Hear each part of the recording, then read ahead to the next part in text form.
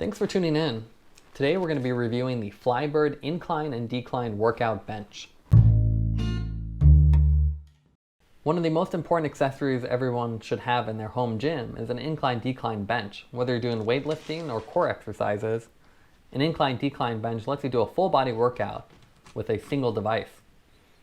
Now when you're shopping for a bench, it's really important to find something that's well constructed and has the features you want at an affordable price point. This is what led us to this Flybird model that was listed on Amazon. It has a nice steel structure that looks like something closer to what you'd find at an actual gym, but the price point was low enough that it was easy enough to purchase for our own home gym. You can see Flybird packages this pretty well. Everything's really nicely packaged and it's almost fully assembled, so there's minimal work. We purchased this for about $190 off Amazon, but the listed price is $309. Has a claimed 620 pound capacity, which is fairly high, a folding design, and as well as 4 incline positions. You get 2 decline positions and 3 different seat positions, so quite a bit of adjustability. The leg attachment's included, and it has a full steel structure which looks fairly robust.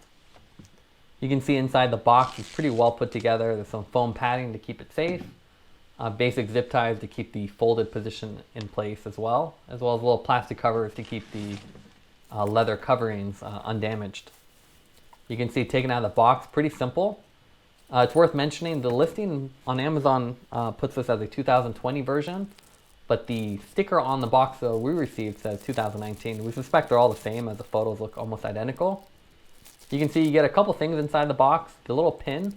You get the instruction manual, which is pretty easy to follow. There's only a couple steps. It's pretty funny. It's really poorly translated to English. They warn that old people and children should not touch this in case of injury. Otherwise, it seems to come together pretty easily. I highly recommend not touching that center hinge point when you unfold it, as I actually cut myself while doing this video. You can see you simply pull it out and that's about it. Now inside the box, there's a couple things you get. You get the instruction manual, that pin, and that pin is what prevents it from folding when you don't want it to fold. And you get the leg attachment, which has a simple dial adjustment to put it onto the actual bench.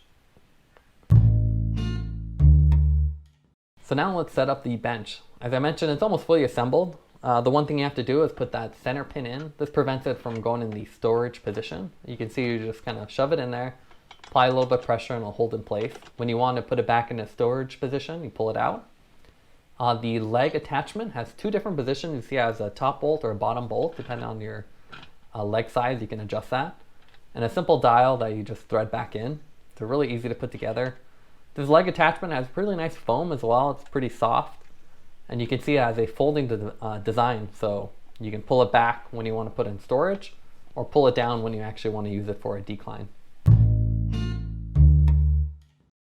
So now let's go over the fit and finish of the Flybird bench. One of the reasons we chose this bench was that the structure looked like it was a little bit higher quality than the cheaper models on the market.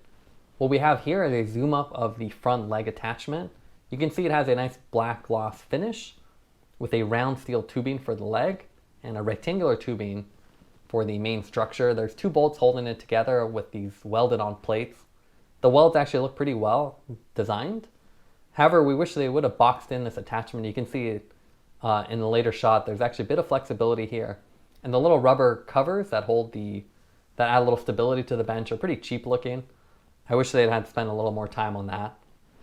Now, stability wise, you can see it's pretty good. Now, if you're on uneven surface, you can see there is a little bit of flex.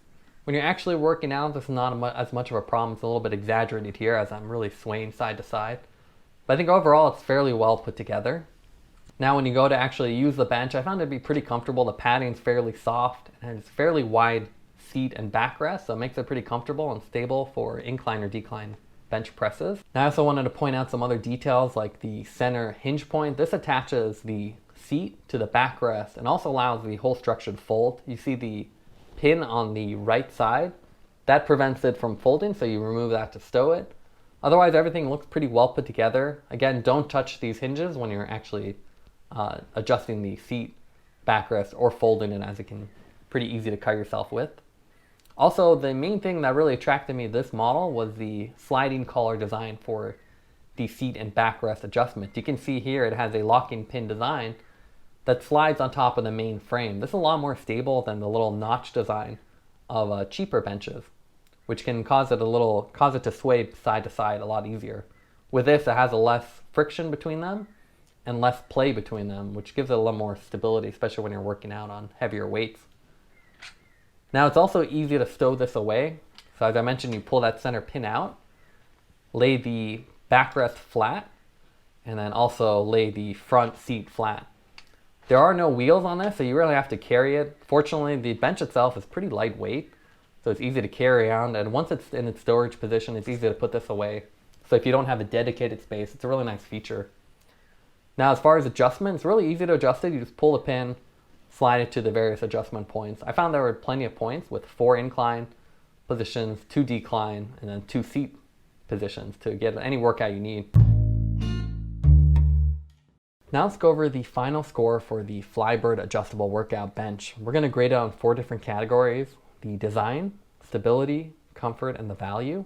Design, I'd give it an A-. It has a really nice multifunctional design to it. You have incline bench, you have decline bench, you have an adjustable seat, and then you have the stowable position as well, which makes it really easy to put it away.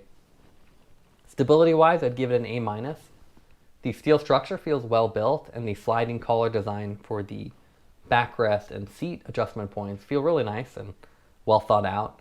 I think some of the structural points could be a little bit better, but for this weight capacity, I think it's more than enough. The comfort, I'd give it a B+. It has a tall bench height, which might be a little uncomfortable for shorter people. It also makes it harder to drop the weights when you're done working out, as the 21-inch drop is a little bit more than a typical bench. In terms of value, I'd give it an A.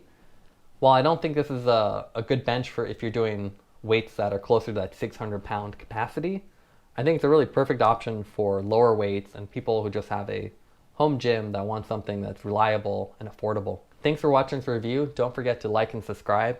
You can see more content from us on our website at thesweetcyclist.com, as well as follow us on Instagram at thesweetcyclist. This is The Sweet Cyclist, reminding you to enjoy the ride.